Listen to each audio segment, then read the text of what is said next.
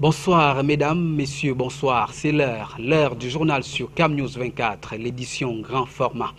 À la une de l'actualité ce lundi 5 octobre 2015, question de temps. Quand l'heure est résolument au travail, le vrai, les membres du gouvernement récemment nommés ont pris fonction ce jour dans une séquence marathon conduite par le Premier ministre chef du gouvernement, Phil Monyan. Et déjà dans cette nouvelle équipe des retardataires, observation faite par les équipes de Cam News 24 ce lundi à Yaoundé. Les détails, coulisses de cette journée d'installation à suivre dans cette édition.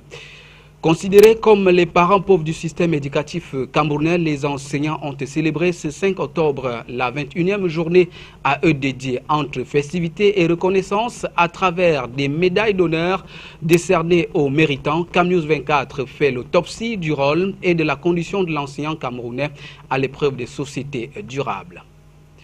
C'est tout pour la vitrine de cette édition. Une fois de plus, bonsoir et bienvenue au journal.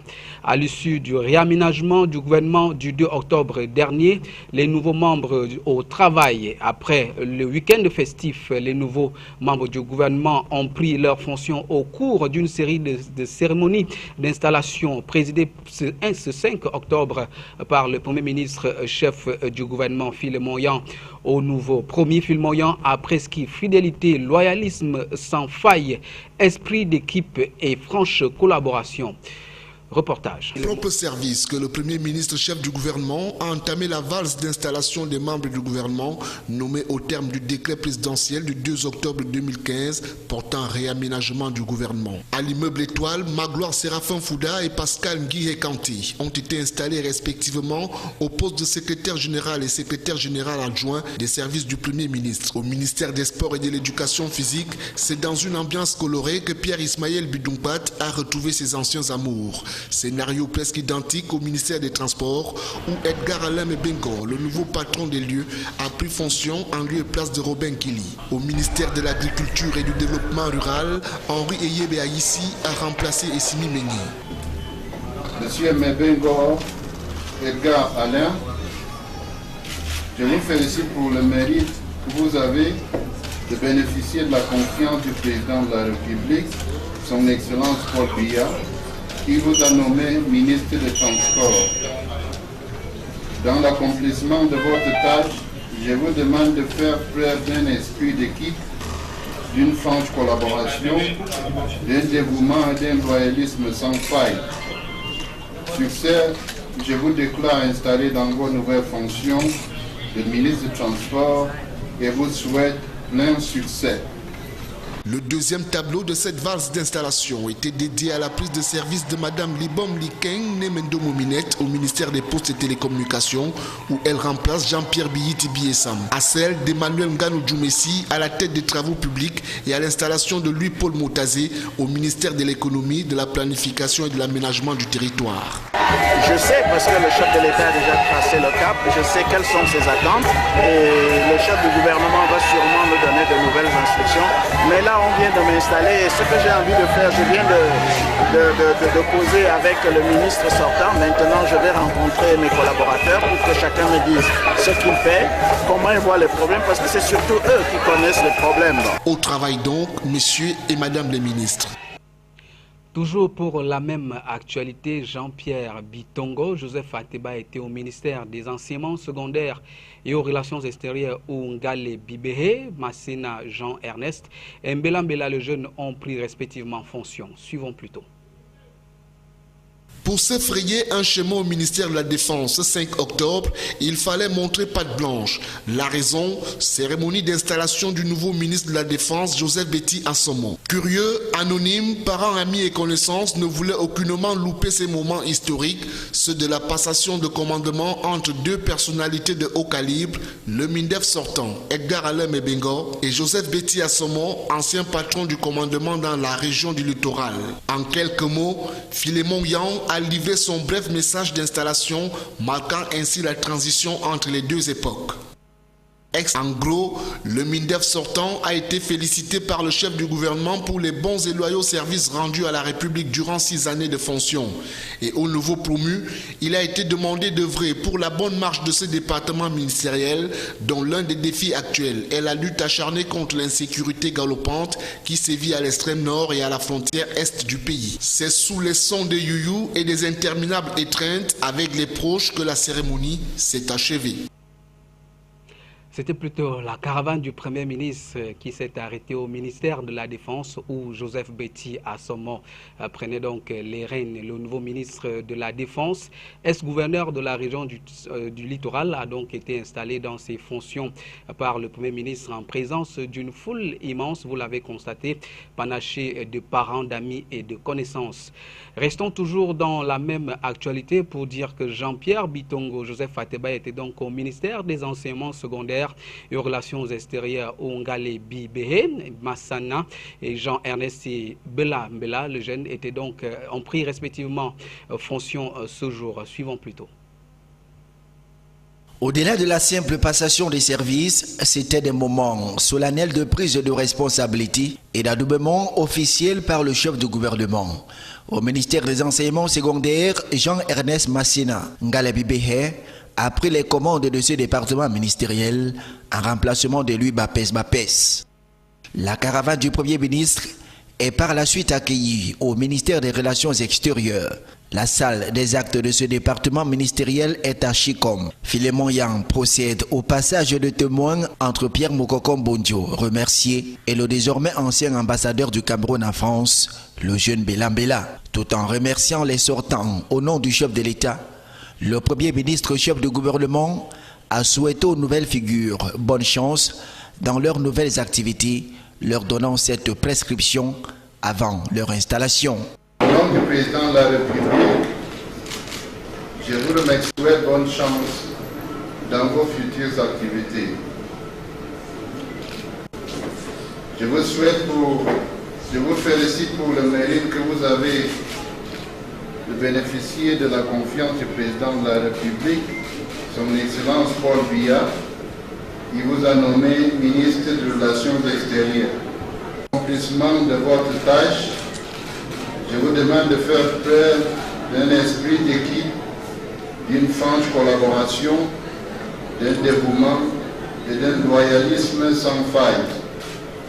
Le fait marquant de ces installations marathon aura été le caractère expéditif que leur a impulsé le Premier ministre chef du gouvernement. Selon les indications officielles, les cérémonies étaient prévues démarrer à 10 h pour prendre fin à 17 h.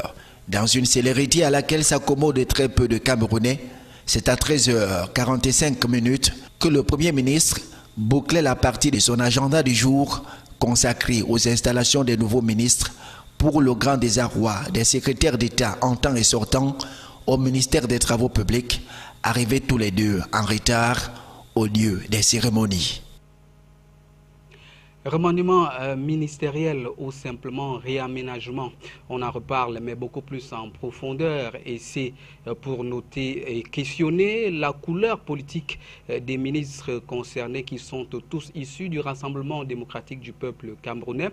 Le parti au pouvoir, de quoi laisser penser que Paul Biya, en réajustant et bien évidemment au rééquilibrage, fait le mea culpa du RDPC. Valdez Kunga.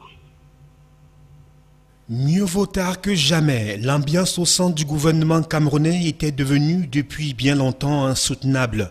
C'est qu'au lendemain du discours sous fond de désaveu de Paul Biya en décembre 2013, tout semblait laisser entrevoir une réponse appropriée face aux dérives managériales relevées. Des pratiques qui en somme faisaient prévaloir les intérêts d'un groupuscule d'individus aux grandes dames de la communauté nationale.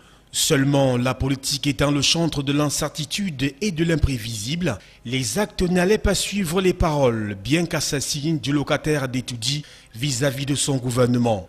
Le peuple pris à témoin restera ainsi sur sa faim jusqu'à ce 2 octobre 2015, soit presque 2 ans plus tard, où Paul Barthélemy Biya Bimvondo décida de donner un contenu à son réquisitoire de l'époque. Un timing qui donne peut-être plus de résonance, mais conforte assurément le chef de l'exécutif camerounais dans sa posture adorée et jalouse de maître du jeu.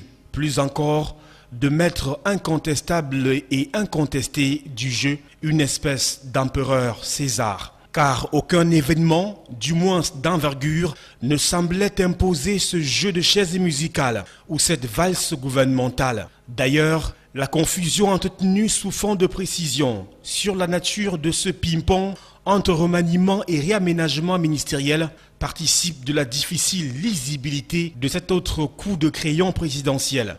En scrutant ce nouveau gouvernement, il apparaît à l'observation première que 15 portefeuilles ministériels sont concernés. Au premier niveau d'analyse, ce sont les ministres du Rassemblement démocratique du peuple camerounais RDPC qui ont focalisé l'attention du président national du parti au pouvoir, ou pour être plus correct, du chef de l'État. Alors, est-ce à dire que c'est dans les rangs du RDPC qu'il faut chercher les brebis galeuses, les canards boiteux qui ne suivent pas la cadence qu'impose le rythme de l'émergence?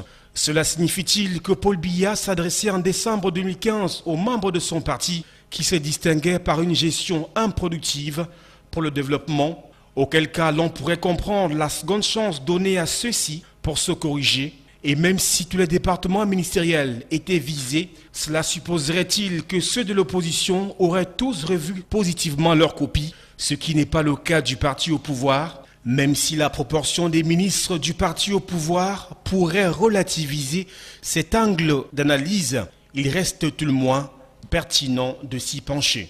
Une autre piste de lecture amène à penser que ce réaménagement obéit aussi à la volonté de restaurer l'autorité et la discipline pour plus de cohésion et d'efficacité dans l'action gouvernementale. À ce niveau, c'est le Premier ministre qui, comme par pitié, se voit renforcé dans son autorité de chef du gouvernement après avoir essuyé toutes les humiliations les plus grotesques et cocasses qui soient de la part de ses collaborateurs. Et une fois encore, ce sont tous des membres du RDPC. Ainsi, dans une sorte de ça passe ou ça casse, tous les ministres les plus indisciplinés semblent avoir été tout simplement virés du gouvernement. Emmanuel Lazare et Simi Meunieu, Amatoutou Mouna et autres Patrice Ambassala reprennent le cours de la vie normale, payant ainsi pour les deux premiers le prix du spectacle désolant offert à la nation, même s'il n'est pas superflu de mentionner qu'avec Paul Biya, on ne meurt jamais, l'homme ayant pour habitude de ressusciter des ex-hauts commis de l'État au tréfonds de leur retraite et au crépuscule de leurs facultés. En clair, le choix du terme réaménagement à la place de remaniement se justifie aisément, car il s'agit bien d'un réaménagement du gouvernement, certes, mais aussi et surtout des membres du parti au pouvoir qui en comptaient quelques sensus néfastes et contre-productives pour le développement dans l'optique de l'atteinte de l'émergence. Au travail donc, mesdames et messieurs les ministres, car le jugement de l'histoire sera sévère. Partons de la politique pour parler cette fois-ci de l'éducation, des médailles d'honneur pour devoir bien accompli. Telle est la marque de reconnaissance du gouvernement camerounais à l'endroit des enseignants en cette journée du 5 octobre à eux consacrée. À Douala, ils étaient nombreux à bénéficier de cette marque de gratitude lors du défilé marquant l'une des étapes importantes de cette célébration. Apollinaire Zobenbon et Josué Ngonga. C'est une médaille de reconnaissance du travail accompli dans notre corps de métier. La médaille d'honneur dont vient de bénéficier cette enseignante n'est que l'aboutissement d'un long processus de 20 années de carrière. Aujourd'hui inspecteur pédagogique des sciences et technologiques et tertiaires dans la région du littoral, elle s'est dit satisfaite de cette marque de reconnaissance de devoir bien accompli, traduite à son endroit. Quand on reconnaît vos valeurs, vous ne pouvez être en joie. Surtout dans notre pays où le mérite est un peu délaissé aujourd'hui, quand on se rend compte que l'État a compris qu'il faut récompenser les enseignants et leur donner cette distinction honorifique. À côté de ces médailles de reconnaissance remises aux enseignants méritants, il y a également eu des attestations pour des enseignants retraités. Le tout a été couronné par un défilé qui a vu passer à la place des fêtes de la vallée Besséké les écoles primaires publiques protestantes, laïques et islamiques des 6 arrondissements de la ville de Douala, ainsi que les lycées et collèges de l'enseignement secondaire. Les festivités de Douala ont été présidées par le secrétaire général de la région du littoral, Étienne Ludovic Kongwa. Ce dernier n'a pas manqué de donner une appréciation du thème choisi pour cette 6e journée des enseignants, à savoir un personnel enseignant qualifié pour des sociétés durables. La thématique en elle-même permet déjà de comprendre que l'enseignement est le creuset en fait de toute notre société. Et la société elle-même à l'image des autres composantes du corps social. La fête s'est poursuivie dans les différents lieux apprêtés pour les agapes et des réjouissances populaires. 22e journée mondiale de l'enseignant, le gouverneur de la région du Nord, Jean Abaté, dit salue les enseignants de cette région, les interpelle sur les enjeux des grandes avancées. Il appelle également ceux-ci à plus de responsabilités. Cela a été formulé ce lundi à Garoua à l'occasion des festivités marquant cette journée. À travers des danses et autres, les enseignants de la ville de Garoua ont su toucher le parterre de responsabilités venu assister à la cérémonie de commémoration pour cette journée. Jusqu'à Aman Mbonye et Michel Ateba. Le gouverneur de la région du Nord qui présidait la cérémonie va d'entrée de jeu s'appesantir sur le thème choisi cette année. Un personnel enseignant fort pour une société durable. Une formulation qui, selon lui, peut contribuer à relever les défis qui interpellent le Cameroun pour l'atteinte de son émergence à l'horizon 2035. Au-delà de son volet festif et la remise des palmes académiques à plus d'une vingtaine d'enseignants, la cérémonie de ce jour à Garoua a aussi donné l'occasion au corps enseignant de se pencher sur son sort actuel en totale rupture avec son passé glorieux. Disons que la journée mondiale de l'enseignant est une journée particulièrement intéressante, particulière et riche en signification, que c'est l'occasion pour nous chaque année de célébrer notre métier. C'est l'occasion pour que l'enseignant retrouve la première place, la place qui lui est due dans la société. Une journée comme celle-ci nous rappelle que le monde entier se souvient effectivement que l'enseignement est noble. La visite des stands par le gouverneur de la région du Nord et sa suite va mettre un terme à cette première partie. La seconde, consacrée aux réjouissances, prendra droit de cité dans les chaumières. Dans l'extrême nord, les enseignants réfléchissent sur leurs conditions de travail et les mots qui ternissent l'image de ce corps de métier. Les réflexions ont été menées à Maroua à l'occasion des festivités de la 21e édition de la journée mondiale à eux consacrée. À l'occasion, les enseignants les plus méritants ont été honorés. Le compte rendu de Célestin Taboul Succès et Zobelbon. La communauté éducative de la région de l'extrême nord s'est jointe au reste du monde pour commémorer ce lundi la 21e édition de la journée mondiale des enseignants, placée cette année sous le thème « Un personnel enseignant fort pour une société durable ». À Maroua, c'est sur fond de réflexion pour l'amélioration des conditions de travail des enseignants et de la promotion des valeurs éthiques et déontologiques que l'événement a été célébré. Les enseignants du primaire et du secondaire n'ont pas seulement marqué les pas, mais ils sont revenus sur les mots qui ternissent l'image des enseignants que sont entre autres l'inertie, l'irresponsabilité, la corruption, le clientélisme. Face à toute cette gangrène qui ternit l'image de ce corps de métier noble, les enseignants se doivent d'être des modèles, des véritables bâtisseurs de conscience, a recommandé François Franklin Etaba, inspecteur général des services régionaux, représentant personnel du gouverneur. Il a par ailleurs invité les seigneurs de la CRE à être des modèles pour mieux inculquer les connaissances des valeurs civiques et morales aux apprenants. Célébré cette année dans un contexte particulier de la lutte contre les terroristes, les enseignants ont manifesté leur solidarité à l'endroit de leurs collègues du corridor frontalier. La cérémonie qui s'est déroulée à la place des fêtes de Maroua a donné l'occasion à 32 enseignants les plus méritants de recevoir les premières palmes académiques. Aussi, les 6 meilleurs enseignants des 6 départements ont été honorés.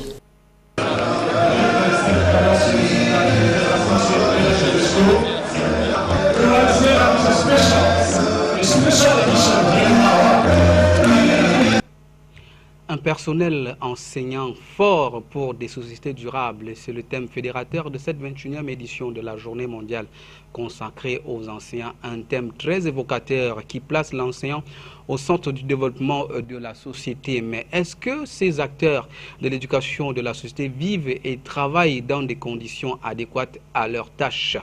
Tentative de réponse avec Eric Tiche et Josué Ngonga. Avoir une tête pleine ne suffit pas pour être considéré comme un enseignant de qualité. Ces hommes et femmes, véritables garants du devenir de la société, doivent aussi avoir le moral au beau fixe pour mener à bien leur mission. L'enseignant de qualité reste donc celui qui saura initier, instruire et former les membres d'une société durable dans un cadre propice à l'exercice de sa fonction. Condition pour que la société soit durable. La condition, c'est que l'enseignant doit être non seulement replacé verbalement au cœur du développement social, mais il faut lui donner les moyens pour arriver à bien accomplir sa tâche, à le rendre fort avant que la société ne puisse devenir durable. Chaque année, dans les différents discours, les syndicalistes perçus comme porte-parole des enseignants égrènent le chapelet des revendications formulées à l'endroit du gouvernement en vue d'améliorer les conditions de vie des enseignants. Ces formateurs des hommes de demain, loin de toute revendication grotesque et fantaisiste, ne demandent que le strict minimum concernant l'amélioration de leurs conditions de travail, leur prise en charge sociale et surtout la revalorisation des salaires dans l'enseignement privé. Le chemin est long. Nous avons été heureux de constater que parmi nos revendications, depuis une trentaine d'années, les palmes académiques sont là. Et c'est un bon pas du côté du gouvernement, à savoir que les enseignants espèrent que la suite va venir. Par exemple, au niveau de l'enseignement privé, ce document qui harmonise les traitements au niveau de l'enseignement privé. Outre ces conditions de vie comparables à la misère, les enseignants déplorent également le cadre dans lequel ils travaillent au quotidien. L'on peut dès lors citer les effectifs pléthoriques dans les salles de classe et bien d'autres mots déshonorants qui minent le corps enseignant. Bien loin donc de l'époque où la société tout entière saluait bien bas les seigneurs de la craie.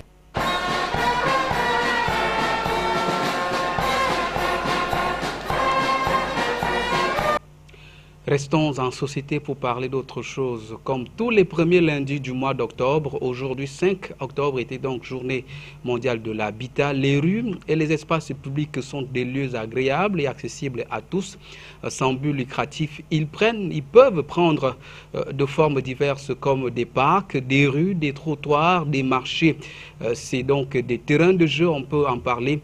Au Cameroun, la journée dédiée à l'habitat donne l'occasion de définir ce que l'on entend par espace public et la nécessité d'y restaurer l'ordre. Reportage. Des espaces publics ouverts à tous, thème évocateur de la 30e journée mondiale dédiée à l'habitat. Ce premier lundi du mois d'octobre 2015, la communauté mondiale maximise l'accès du grand nombre aux espaces publics, principalement les couches vulnérables dans les sociétés. Enjeu, en découdre avec l'anarchie, le désordre urbain et l'accaparement des espaces publics par une minorité bourgeoise. Les espaces publics, il y en a beaucoup. Les trottoirs, c'est des espaces publics. Les passages piétons, c'est des espaces publics. Il y a aussi les équipements publics qu'on prévoit dans les différents... Quand il y a un lotissement, on prévoit par exemple un espace sportif. C'est un espace public pour tous, puisque tout le monde qui est sur un rayon de peut-être 100 mètres, ils doivent utiliser ça. Il ne faut pas que certains s'accaparent ça comme si c'était pour eux. Dans la région du littoral et particulièrement à Douala, les lotissements et logements sociaux étant aussi des espaces publics auxquels aspirent les populations, constituent des zones où l'attribution se fait presque à tête chercheuse. D'où l'urgence pour le gouvernement via les autorités régionales de mettre en place des mesures, procédures et mécanismes transparents dans l'acquisition de ces différents espaces. L'habitat, le développement urbain et la modernité exigent du citoyen civisme et responsabilité dans sa quête d'un meilleur épanouissement. Par exemple, se loger décemment quel que soit son pouvoir d'achat, même si le bien-être a malheureusement un coût. L'État a engagé la construction de 10 000 logements sociaux. Et ces logements varient, puisque actuellement les ceux qui sont mis en vente varient entre 17 millions et 23. Ce sont ce que nous appelons en termes techniques les T4, c'est-à-dire 3 chambres, et les T5, les 4 chambres, avec tous les équipements autour, c'est-à-dire salon, toilettes et autres. Mais les 630 logements qui viendront après seront largement moins chers. C'est-à-dire, nous pensons les mettre autour de 12 millions. Et je vous rappelle que l'État a subventionné ces logements de 30%, parce que ce n'est pas le coût réel de ces logements. Donc si nous les avons à 17 millions, ça aurait pu coûter 30% un peu plus cher.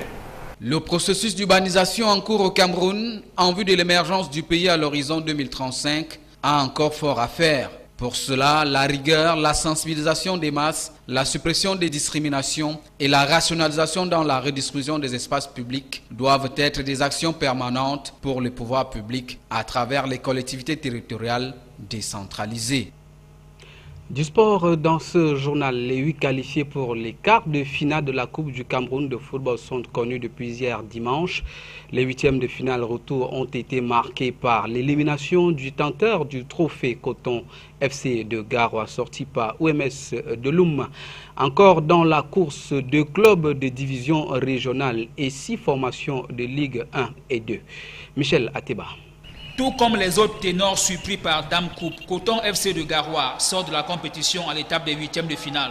Le détenteur de la dernière édition n'a pas réussi à se défaire de UMS de Loum, son adversaire, après le score d'un but partout à Garoua Alali. La formation du Nord et son challenger se sont séparés sur le score de 0 but partout dimanche à Ndjombe, dans le département du Mungu, région du littoral. Muet tout au long du temps réglementaire, le champion du Cameroun a laissé filer la qualification. Son adversaire profite grâce au but inscrit à Garoua il y a une semaine. UMS de Loum obtient ainsi sa qualification après ce nul vierge. Ainsi, malgré un championnat raté, l'équipe du milliardaire maire de Bafang veut sans doute se rattraper en Coupe du Cameroun. 7 autres clubs ont arraché le sésame.